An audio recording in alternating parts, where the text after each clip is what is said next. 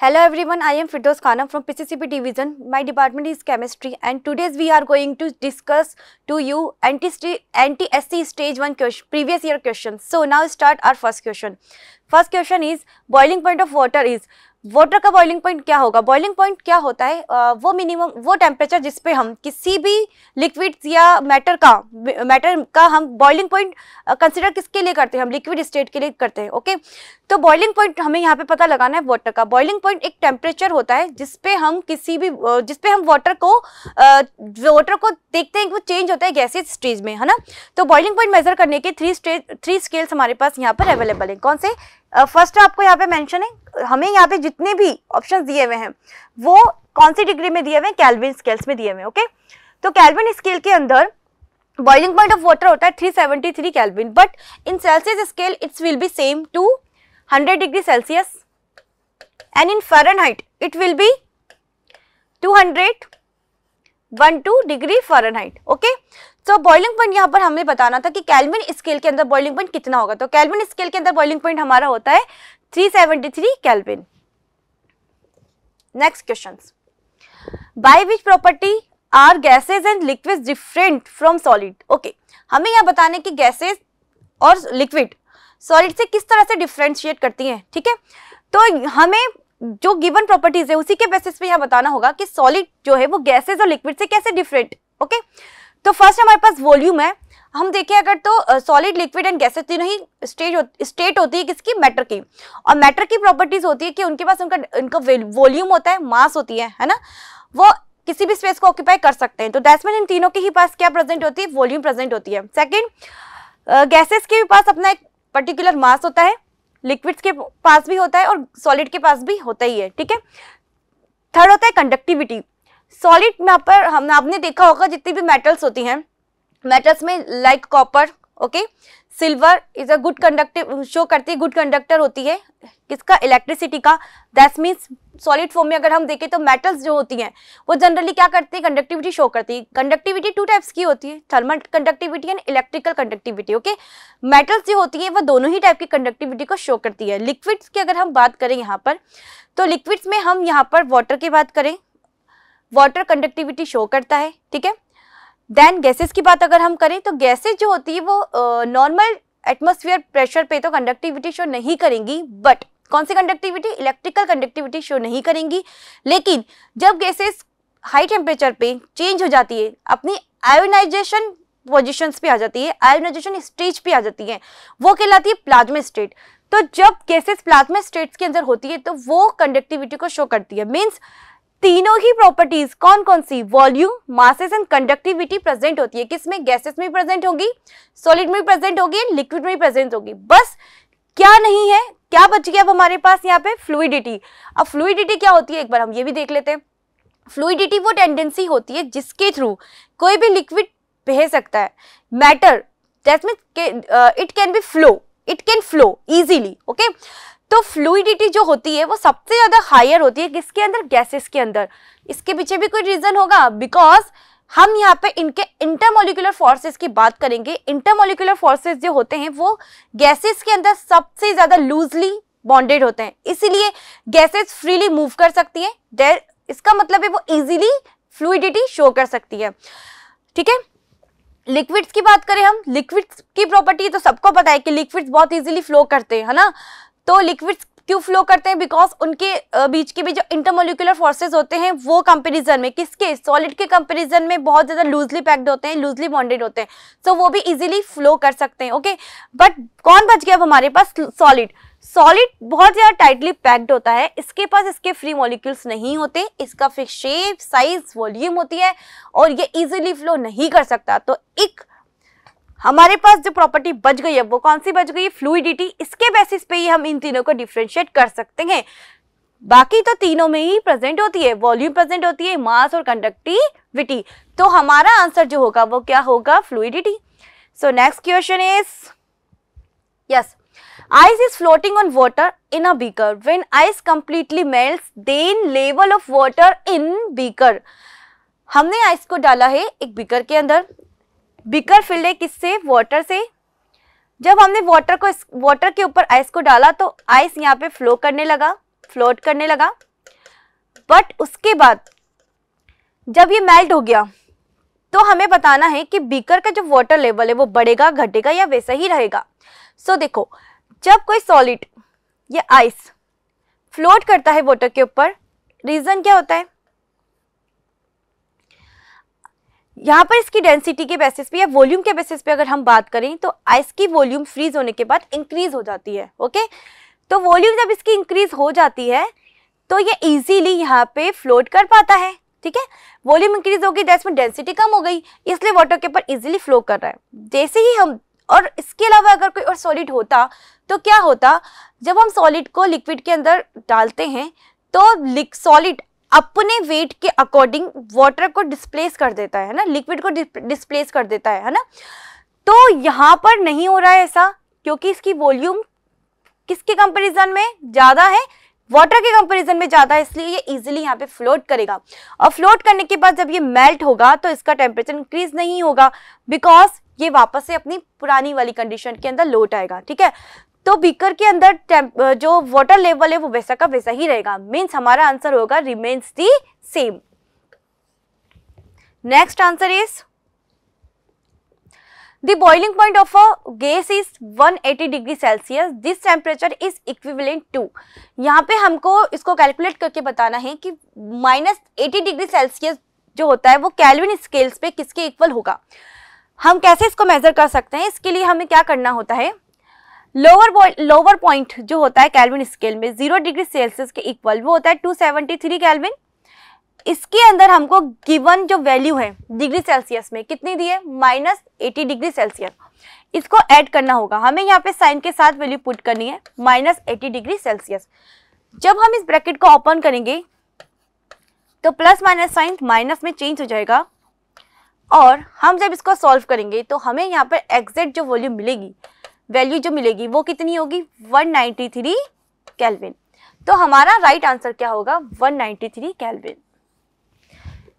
Sign का भी हमें ध्यान रखना है, यहाँ पे 273 एंड 80 डिग्री में 80 में कौन ज्यादा बड़ा है, 273, तो यहाँ पर हमने साइन जो लिया है वो पॉजिटिव साइन लिया है, नेगेटिव साइन का यूज नहीं किया है। ओके, तो हमारा आंसर 193 केल्विन होगा। देखते हैं अब हमारा next question. Yes, when the solid melts इस टेम्परेचर, हमें बताया गया है कि जब सॉलिड मेल्ट होगा तो उसके टेम्परेचर पे क्या इफेक्ट पड़ेगा। देखो, सॉलिड जब मेल्ट होना स्टार्ट कर देता है तो वो ये प्रोसेस 0 डिग्री सेल्सियस से स्टार्ट होता है, और ये पॉइंट जो होता है वो मेल्टिंग पॉइंट कहलाता है। मेल्टिंग पॉइंट, इसको हम फ्रीजिंग पॉइंट भी कहते हैं, बिकॉज इसी पॉइंट्स के ऊपर वाटर जो है वो फ्रीज होगा और सॉलिड स्टेज में चेंज हो जाएगा। तो 0 डिग्री सेल्सियस मेल्टिंग पॉइंट भी कहलाता है और फ्रीजिंग पॉइंट भी कहलाता है। ओके, नाउ नेक्स्ट हमारा 0 डिग्री सेल्सियस से आगे हम बढ़े तो हमें नेक्स्ट टेम्परेचर मिलता है, और वो होता है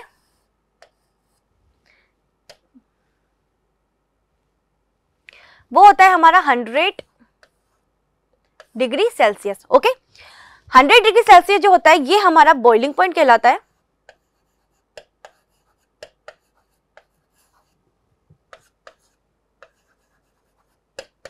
और इसी को हम क्या कहेंगे, कंडेंसेशन पॉइंट भी कहेंगे।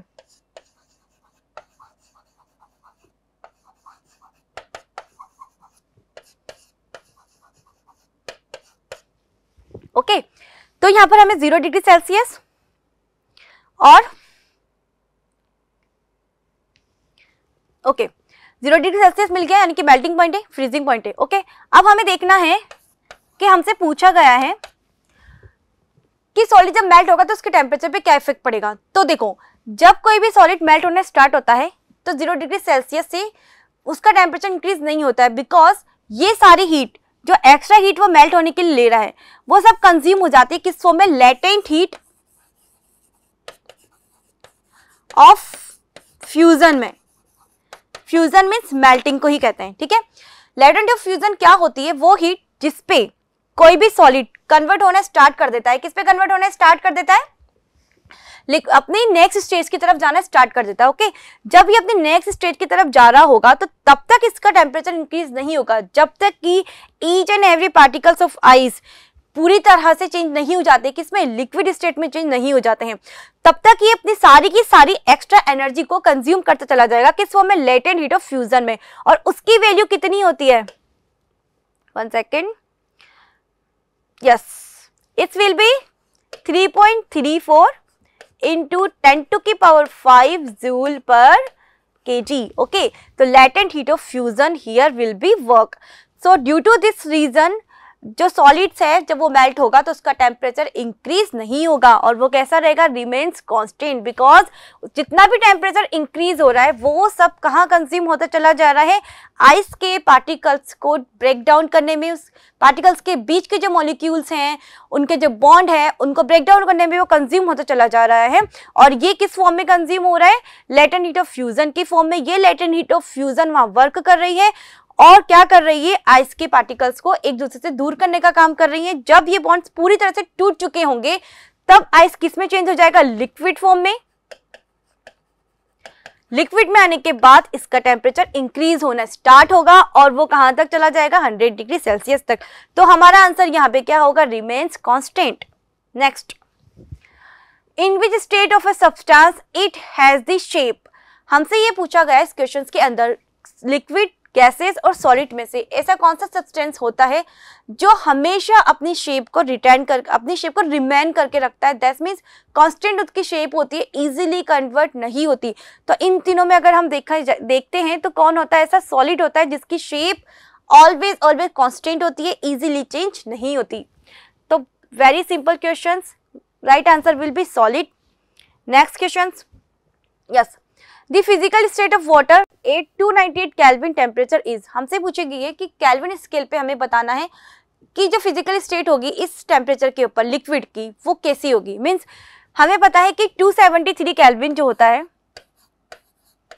वो किसके इक्वल होता है, 0 डिग्री सेल्सियस के इक्वल होता है। ओके, और ये हमारा क्या कहलाता है, फ्रीजिंग पॉइंट या फिर मेल्टिंग पॉइंट। इस पॉइंट पर जो वाटर है वो कौन सी स्टेट पे प्रेजेंट होता है, सॉलिड फॉर्म पे। इसके जस्ट बाद हम आगे बढ़े अगर तो हमें मिलता है यहाँ पे 373 केल्विन। ओके, और 100 डिग्री सेल्सियस ये हमारा बॉइलिंग पॉइंट होता है। ये हम यूज करते हैं किसके लिए, वाटर के लिए, बॉइलिंग पॉइंट, वो टेम्परेचर जिसपे वो कन्वर्ट हो जाएगा वेपर में। ठीक है, तो इस पॉइंट पर हम जनरली कहेंगे कि वाटर जो है वो कौन सी फॉर्म में प्रेजेंट है, गैसियस फॉर्म में। और इवेंचुअली यहाँ पर ये इक्विलिब्रियम शो करेगा किसके साथ, इसकी लिक्विड स्टेट के साथ। दैट मींस इसके पहले वाली जो स्टेट है वो क्या है, लिक्विड स्टेट है, और इसके बाद वाली स्टेट जिसमें वो कन्वर्ट होने वाला होगा किसमें कन्वर्ट हो जाएगा, गैसियस में। लेकिन कब तक, जब तक कि each and every particles of liquid change नहीं हो जाते गैसेस में, सेम वही यहाँ पर इसका टेम्परेचर इंक्रीज नहीं होगा और ये सारी की सारी एक्स्ट्रा एनर्जी यहाँ पर सेव हो जाएगी किस फॉर्म में, लेटेंट हीट ऑफ वेपोराइजेशन में। ओके, और उसकी वैल्यू कितनी होती है, 22.5 जूल। 1 सेकेंड,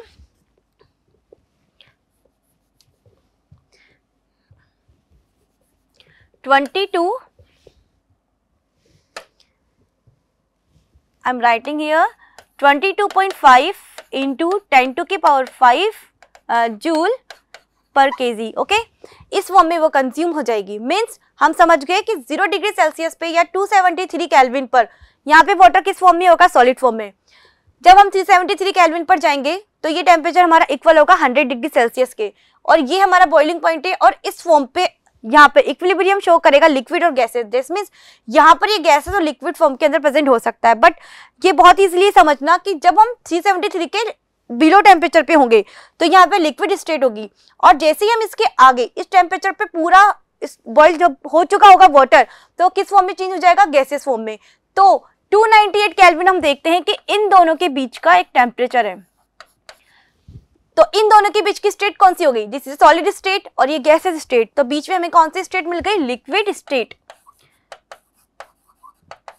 तो हमें पता चल चुका है कि 298 केल्विन जो टेम्परेचर होगा वहां पर वाटर किस फॉर्म में प्रेजेंट होगा, लिक्विड स्टेट में प्रेजेंट होगा। ओके, तो राइट आंसर क्या होगा हमारा C. Next question, yes, the substance showing sublimation property among the following is. Sublimation property क्या होती है, सब्लिमेशन वो प्रॉपर्टी होती है जिसमें कोई भी सॉलिड डायरेक्टली चेंज हो जाता है किसके अंदर, गैसेस फॉर्म के अंदर, लिक्विड स्टेट इसके अंदर प्रेजेंट ही नहीं होती है। ओके, तो ये जो प्रॉपर्टी शो करने वाले जो सब्सटेंसेस होते हैं उनके कुछ एग्जांपल्स है, जैसे कि नैफ्थलीन्स बोल हो गई, ammonium chloride and camphor, anthracene also. So ये सब क्या करते हैं, सब्लिमेशन को शो करेंगे। अब हमें यहाँ देखना है कॉमन सोल्ट NaCl यानी कि सोडियम क्लोराइड, ये इस प्रॉपर्टी को शो नहीं करता। जब हम इसको गर्म करेंगे तो ये मेल्ट होगा, ओके, मोल्टन स्टेट में कन्वर्ट हो जाएगा। कॉपर सल्फेट जो होता है ये क्रिस्टल होता है, ठीक है। कॉपर सल्फेट के अंदर वाटर मॉलिक्यूल ऑलरेडी एडेड होते हैं, क्योंकि क्रिस्टलाइजेशन के थ्रू ये बनता है, क्रिस्टल फॉर्म में प्रेजेंट होता है। जब हम इसे भी हीट करेंगे तो ये धीरे धीरे मेल्ट होना स्टार्ट कर देगा, दैट मींस इसमें लिक्विड स्टेट प्रेजेंट होती है। पोटेशियम नाइट्राइट डायरेक्टली सब्लाइम नहीं होगा, ये भी इन्हीं कॉमन सोल्ट कॉपर सल्फेट की ही तरह बिहेव करेगा। बट कैम्फर की अगर हम बात करें तो कैम्फर जो होता है इसको अगर हम हीट देंगे तो ये डायरेक्टली हवा में वेपोराइज हो जाएगा। ओके, ये हमें दिखाई नहीं देगा, फटाफट से गायब हो जाएगा। तो ये प्रोसेस जो होता है ये क्या कहलाता है, सब्लिमेशन प्रोसेस, जिसमें सॉलिड डायरेक्टली क्या होता है, वेपर में चेंज हो जाता है। ठीक है, तो हमारा यहाँ पे राइट आंसर कौन सा होगा, कैम्फर। नेक्स्ट क्वेश्चन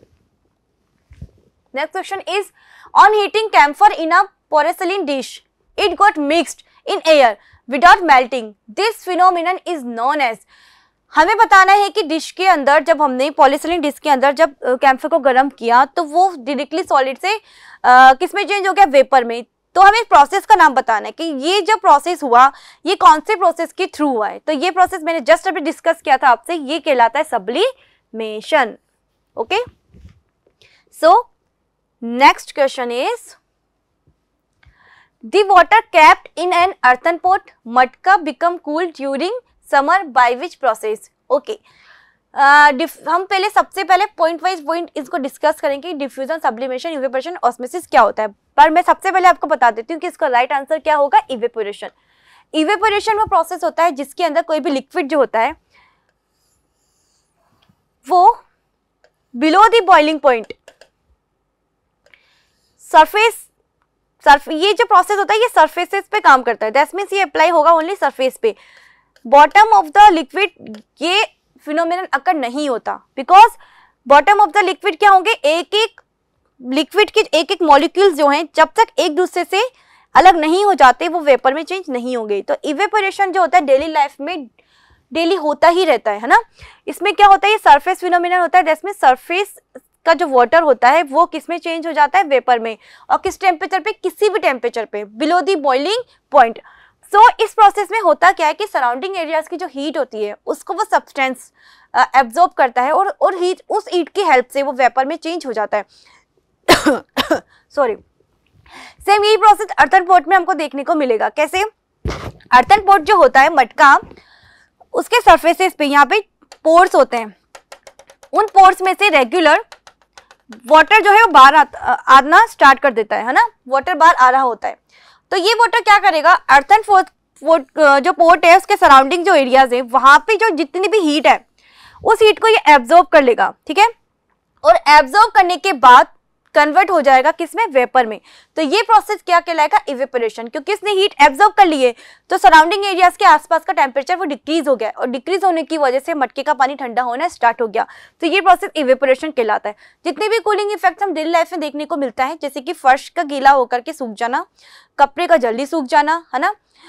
हम छत को गीला करते हैं समर सीजन्स में, क्यों, ताकि हमारा जो रूम है वो ठंडा हो जाए, because of that evaporation. Iodine का इवेपोरेट हो जाना, है ना, ये सब किसकी वजह से, इवेपोरेशन की वजह से ही यहाँ पे पॉसिबल हो पाता है। कूलिंग इफेक्ट सारे इवेपोरेशन ही हमें शो करके देता है। ओके, अब हम देखते हैं कि डिफ्यूजन क्या होता है। डिफ्यूजन होता है intermixing of two particles of substances. Okay, that means diffusion जो होगा उसके अंदर ये स्पॉन्टेनियस प्रोसेस होता है, जिसके अंदर जो मैटर के जो पार्टिकल्स है वो आपस में मिक्सिंग आउट हो जाते हैं, जैसे कि परफ्यूम की बोतल का खुलना, जिसकी वजह से परफ्यूम स्प्रेड हो जाएगा पूरे रूम के अंदर।